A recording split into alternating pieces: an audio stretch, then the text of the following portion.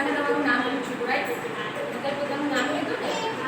પણ આપણે બધાની અંદર ચેતનની શક્તિ સરખી છે.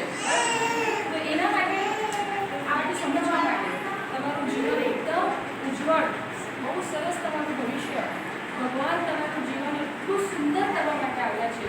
અને ખૂબ સુંદર તમારું જીવન થશે. તમે લોકો ખૂબ શક્તિશાળી છો, ખૂબ સાચા છો, ખૂબ સ્વસ્થ છો અને તમારું જીવન ભવિષ્ય કેવું સરસ થાય, ભગવાન પાસેથી આપણે પ્રાર્થના કરીને આપણું જીવન કેટલું સારું બનાવીએ એના માટે તેના પ્રોગ્રામ છે.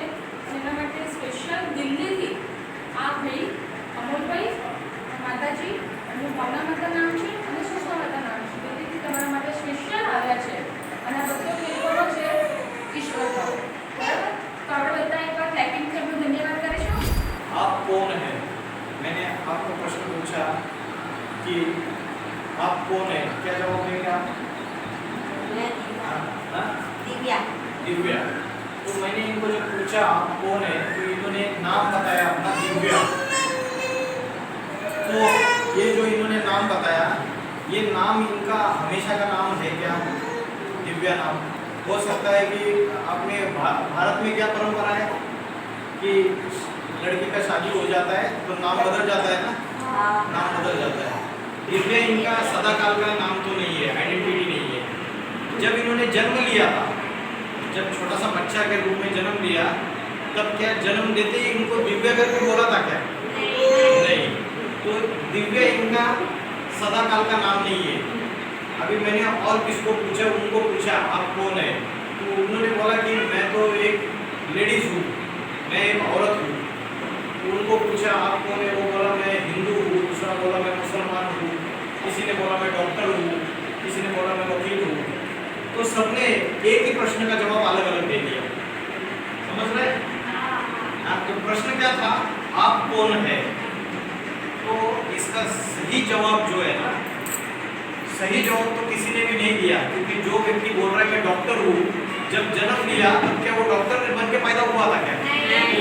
नहीं. उसने एजुकेशन लिया, पढ़ाई किया, कॉलेज में गया, उसके बाद उसको डिग्री मिला, वो डॉक्टर बन गया.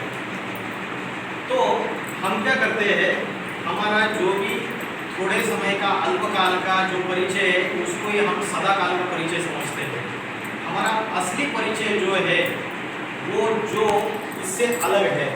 इससे अलग मतलब क्या है, क्योंकि अभी ये जो नाम हमारा पड़ा, जैसे इन्होंने बताया दिव्या, उन्होंने बोला मैं डॉक्टर हूँ, तो ये शरीर के आधार पे नाम पड़ा या तो शरीर के जो कर्म है, शरीर जो काम करता है, कर्तव्य करता है, उसके आधार पे नाम पड़ा. लेकिन इस शरीर से भी हमारी जो आइडेंटिटी है, हमारा जो परिचय है वो इससे अलग है. ये दिख रहा है आपको, हड्डी मांस का पुतला, स्केलेटन. हमारे शरीर में क्या क्या रहता है? हड्डी रहता है, मांस रहता है, ठीक है, और क्या रहता है? हड्डी, मांस, मज्जा और खून रहता है. तो इससे हमारा ये शरीर बनता है, ठीक है. अभी ये जो शरीर है, ये हड्डी मांस का पुतला है, इसमें जब तक ये आत्मा प्रवेश नहीं करे तो ये शरीर कुछ काम का है क्या? नहीं. तो अभी समझो मैं आप लोगों से बात कर रहा हूँ, बात करते करते ये कुर्सी पे बैठ गया मैं, तो कुर्सी पे बैठ गया और मुझे अचानक इधर दर्द हो गया दिल में और मैं ऐसे ये हो गया. तो ये डॉक्टर है, इन्होंने आके चेक किया और बोला भाई साहब चले गए. क्या बोला? भाई साहब चले गए. चले गए, मेरा शरीर तो इधर है, तो चला क्या गया? और अभी देखता है तो भाई साहब ना बात कर रहे, ना ये डंडा हिला रहे, ना आंखों से इनके रोशनी निकल रहे, ना हाथ से हलन चलन कर रहे. तो भाई साहब चले गए मतलब क्या चला गया? हड्डी मांस का पुतला है, इसमें जब आत्मा प्रवेश करती है तो मैं बात कर सकता हूँ, मैं आंखों से देख सकता हूँ, कानों से सुन सकता हूँ. तो ये शरीर क्या हो गया? मेरा इंस्ट्रूमेंट हो गया. और इंस्ट्रूमेंट में जब तक मैं जैसे लाइट ऑन करना है, फैन ऑन करना है, तो मैंने स्विच को कनेक्शन दिया, स्विच को कनेक्शन दिया तो क्या हो गया? बिजली उसके अंदर से फ्लो हो गया, बिजली फ्लो हो गया और बल्ब जल गया, लाइट जल गया, फैन जल गया. वैसे ही ये जो आत्मा है, ये शरीर में जब प्रवेश करता है तो मेरा जो ये इंस्ट्रूमेंट है, ये शुरू हो जाता है, चालू हो जाता है। तो क्या करता है, मैं आंखों से देख सकता हूँ, मुख से बात कर सकता हूँ आप लोगों से, है ना। तो ये जो आत्मा है ना, ये बोला भाई साहब चले गए, तो भाई साहब चले गए माना मेरे शरीर को चलाने वाला जो शक्ति था आत्मा, वो चली जाती है। शरीर तो इधर ही पड़ा हुआ है, तो शरीर क्या करते हैं हम, या तो इसको जला देते हैं या तो गाड़ देते हैं। तो शरीर क्या है, विनाशी है, शरीर मरता है, लेकिन जो आत्मा है, जो शरीर को चलाने वाली जो शक्ति है, वो कभी मरती नहीं है। आत्मा जो है वो चैतन्य शक्ति है और शरीर जड़ है। ये जो कुर्सी है, ये जड़ है या चैतन्य है? जड़ और चैतन्य में फर्क पता है आपको? जड़ और चैतन्य, जड़ मतलब जिसमें जान नहीं है, और चैतन्य मतलब जिसमें जान है, जो हिलता है, चलता है, बोलता है, बात करता है, है? तो ये फर्क है। तो ये कुर्सी जड़ है या चैतन्य है? जड़ है, जड़ है, ठीक है। तो वैसे ही ये जो शरीर है, हड्डी मांस का पुतला, ये जड़ है। इसको आप मरने के बाद जला देते हैं या गाड़ देते हैं, उसका कोई वैल्यू नहीं है। लेकिन जब उसमें आत्मा प्रवेश करती है, आत्मा ये चैतन्य शक्ति है, तब मैं बात कर सकता हूँ, आंखों से देख सकता हूँ, कानों से सुन सकता हूँ। तो मेरा असली जो परिचय है, आपने बोला भाई साहब चले गए, तो भाई साहब चले गए मतलब मेरी जो आत्मा है वो चली गई। तो हम लोग क्या किया, शरीर को जलाया और रोते बैठ गए, अरे भाई साहब बहुत अच्छे थे, रोते रह गए ना हम। लेकिन उसकी आत्मा जो है ना, उसने 1 सेकंड में जाके दूसरा जो कोई बहन है, उसका शरीर के पेट में, गर्भ में प्रवेश किया और बच्चे के रूप में बाद में जन्म ले लिया। मतलब आत्मा कभी मरता नहीं है। हम लोग रो किस लिए रहे, ये शरीर के लिए, या हड्डी मांस का पुतला के लिए? या हड्डी मांस का पुतला तो कुछ काम का नहीं है, जब तक उसमें आत्मा है तब तक काम का है। आत्मा चला जाएगा तो आत्मा तो दूसरा शरीर ले लेगा, बच्चे के रूप में नया माँ के गर्भ में जाएगा और जन्म ले लेगा। तो हमारा परिचय है, हम शरीर नहीं है, आत्मा है। लेकिन हम लोग दुखी क्यों है आज? हम सब लोग दुखी है ना। क्यों दुखी है पता है क्या? हम अपने को शरीर समझ के बैठे हैं। हमको क्या लगता है, ये शरीर है ना, ये मैं हूँ। तो ये शरीर को बीमारी आती है ना, शरीर को बीमारी आती है, हम दुखी हो जाते हैं, है? शरीर को अच्छा दिखना चाहिए, अच्छा खाना चाहिए, अच्छा कपड़ा पहनना चाहिए, है? तो थोड़े समय के सुख के लिए, शरीर के सुख के लिए हम भागते रहते हैं। लेकिन शरीर तो विनाशी है। तो जो आत्मा है, चैतन्य आत्मा जो उसमें प्रवेश करता है, जो हमारा असली आइडेंटिटी है, असली परिचय है, उसके लिए हम कोई मेहनत नहीं करते हैं। शरीर के लिए तो मेहनत करते हैं, रोज नहाएंगे, खाना खाएंगे, पानी पिएंगे, सब कुछ करेंगे। लेकिन शरीर का जो भोजन है और आत्मा का भोजन है, दोनों अलग अलग है। हम रोटी खाते हैं ना, रोटी चपाती, है ना, चपाती खाते हैं। तो शरीर के लिए चाहिए, आत्मा के लिए चाहिए चपाती? शरीर के लिए। पेट है ना, तो शरीर के लिए रोटी चाहिए। तो आत्मा के लिए क्या चाहिए फिर? आत्मा के लिए क्या चाहिए? आत्मा के लिए चाहिए सुख और शांति। ये आत्मा का भोजन है। आत्मा को जो खाना खाते हैं, इससे आत्मा का पेट नहीं भरता। लेकिन हम लोग तो दुखी होते हैं ना, इसलिए दुखी होते हैं क्योंकि हम अपन को शरीर समझ के बैठते हैं, हम आत्मा का ध्यान नहीं करते। तो आत्मा का ध्यान कैसे करना है? आत्मा का ध्यान कैसे करना है? जब हमको पता चले कि आत्मा कहाँ है, इस शरीर में कहाँ रहती है आत्मा। पता है किसी को आत्मा कहाँ रहती है शरीर में? है? आत्मा कहाँ रहती है पता नहीं है। अभी किसी ने इधर बिंदी लगाई है? लगाई है बिंदी किसी ने? अभी लगाई है, इन्होंने लगाई है, उन्होंने भी लगाई है बिंदी, ये इन्होंने लगाई है, देखो बिंदी लगाई है ना इधर बिंदी। तो बिंदी क्यों लगाते हैं इधर? भारत में जो भी इंडिया में लेडीज है, वो जो माता लोग हैं, बहन लोग हैं, ये लोग इधर बिंदी क्यों लगाते हैं? और जो जेंट्स लोग, पुरुष लोग होते हैं, वो इधर टीका लगाते हैं। क्यों लगाते हैं? इधर ही क्यों लगाते हैं? क्योंकि यहाँ आत्मा रहती है। ये जो आत्मा है ये यहाँ रहती है, यहाँ टिकी हुई है। इसलिए हमें जो आत्मा का ध्यान करना है वो कहाँ करना है? यहाँ पे करना है आत्मा का ध्यान। तो ये जो इसको क्या बोलते हैं, आपको कपाल बोलते हैं ना, कपाल। तो ये कपाल का ये जो है ना, इसको उत्तमांग कहते हैं। और उत्तमांग के बीच में इसको बोलते हैं भ्रुकुटी। भ्रुकुटी, इसके बीच में आत्मा रहती है। और जब आपको टेंशन आता है ना, बहुत चिंता आती है और बहुत दुख होता है, तो आप यहाँ माथा पकड़ के बैठ जाते हैं, है ना? तो क्यों इधर क्यों बैठ जाते हैं? तो यहाँ आत्मा रहती है आपकी, ठीक है। तो आत्मा जो है ये दो भ्रुकुटी के बीच में रहती है। आपको आप में से किसको किसको भगवत गीता पता है? भगवत गीता, गीता नाम का जो ग्रंथ है वो किसको पता है? कभी गीता सुना है आपने? हाँ, तो गीता में लिखा है कि भ्रूर मध्य प्राण आविश्य सम्यका, भ्रुकुटी के मध्य में ये जो प्राण शक्ति है, प्राण शक्ति माना आत्मा, ये रहती है। तो हमें आत्मा का ध्यान यहाँ करना है। अभी आप बोलेंगे कैसे ध्यान करें इसको? ये आत्मा दिखती कैसे है ना? आत्मा कैसे दिखती है तभी तो ध्यान करेंगे। अभी जैसे आपका भाई है, हाँ, आपका भाई आपके गांव में रहता है, मैंने आपको बोला भाई को याद करो, तो भाई याद आता है आपको? आएगा? अभी 1 मिनट में याद कर लोगे ना? हाँ, कर लोगे? आपका गांव का घर याद करने के लिए बोला, याद आ जाएगा घर? गांव का घर याद आ जाएगा क्या आपको? आ जाएगा ना? 1 मिनट में याद आ जाएगा। तो जो चीज़ हमने आंखों से देखी है वो हमको याद आ जाती है। वैसे आत्मा को हमने देखा ही नहीं है तो याद कैसे आएगा? तो आत्मा को याद कैसे करना है हमको? आपने आकाश में स्टार देखा है क्या? हाँ। आकाश में स्टार देखा है? जब रात होती है, चांद निकलता है, चंद्रमा निकलता है, तब छोटा तारे निकलते हैं, स्टार निकलते हैं। तो वो जो तारे निकलते हैं उसमें सबसे छोटा तारा देखना है। कौन सा छोटा तारा है? वो छोटा तारा जैसे दिखता है उसके ऊपर देखना है और वो छोटा तारा यहाँ याद करना है। एक बार देख लेने का, उधर आकाश में तारा है, फिर उस तारे को यहाँ याद करना है।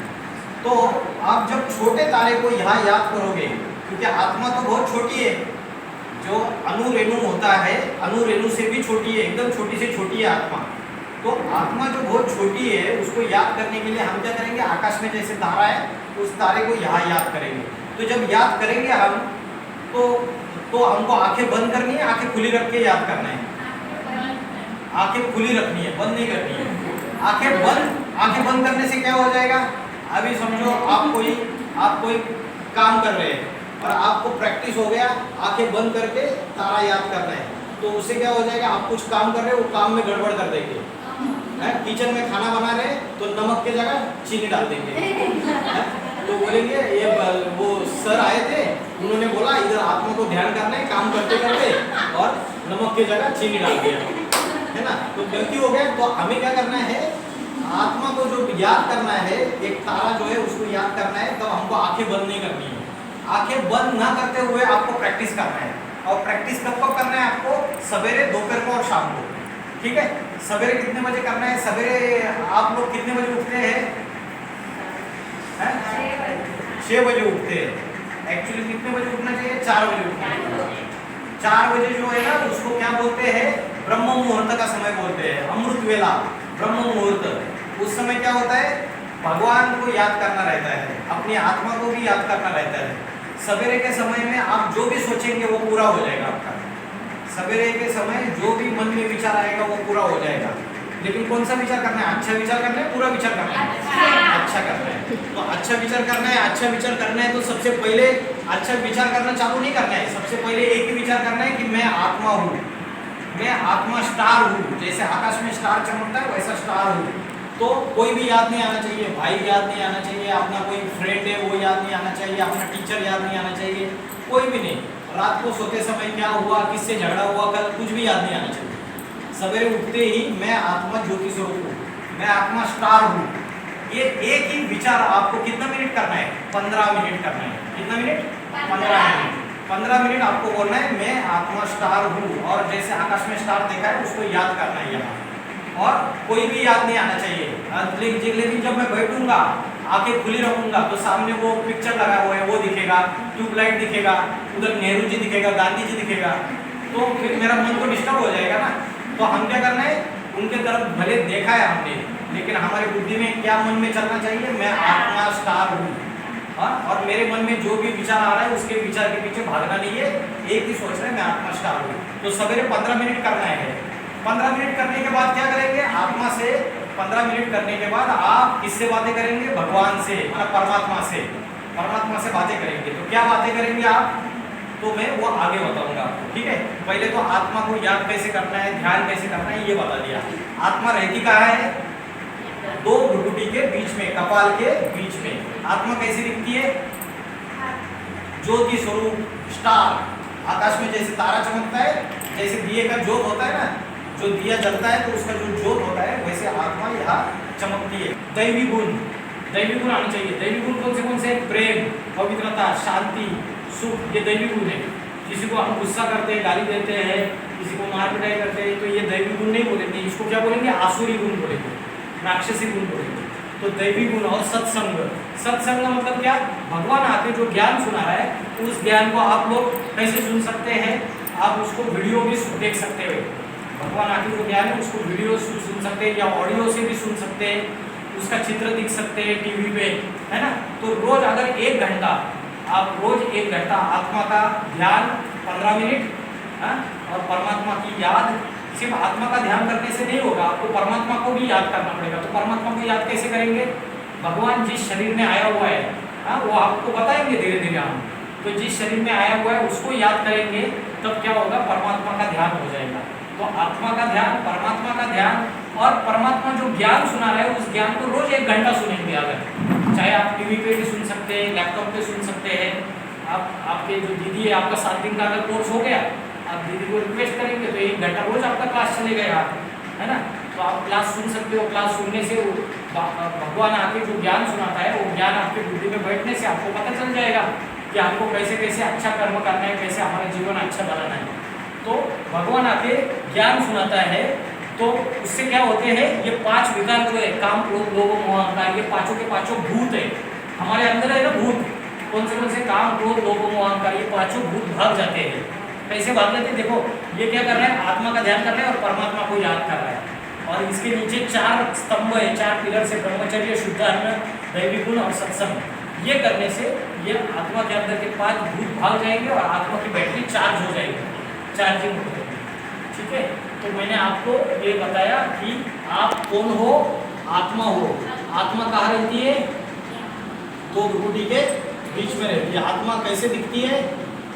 आकाश में जैसे स्टार होता है, स्टार, सितारा वैसे दिखती है आत्मा। ज्योति स्वरूप, जैसे दिए का ज्योत होता है ना छोटा सा, वैसे आत्मा दिखती है। तो आत्मा की 3 शक्तियाँ कौन सी है? मन, बुद्धि, संस्कार। मन कौन सी शक्ति है? संकल्प शक्ति। बुद्धि क्या है? निर्णय शक्ति। और संस्कार क्या है? परिवर्तन शक्ति। फिर मैंने आपको क्या बताया? मैंने क्या बोला? आत्माओं का पिता कौन है? परम पिता परमात्मा शिव।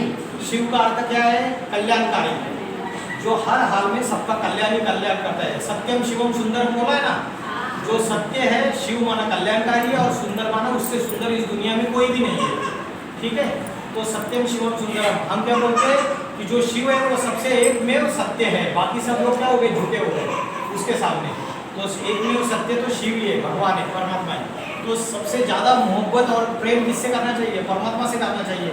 बाकी तो सारे झूठे हैं, क्योंकि बाकियों से प्रेम किया तो वो दुख देंगे, लेकिन एक परमात्मा है, वो सुखी सुख देगा आपको।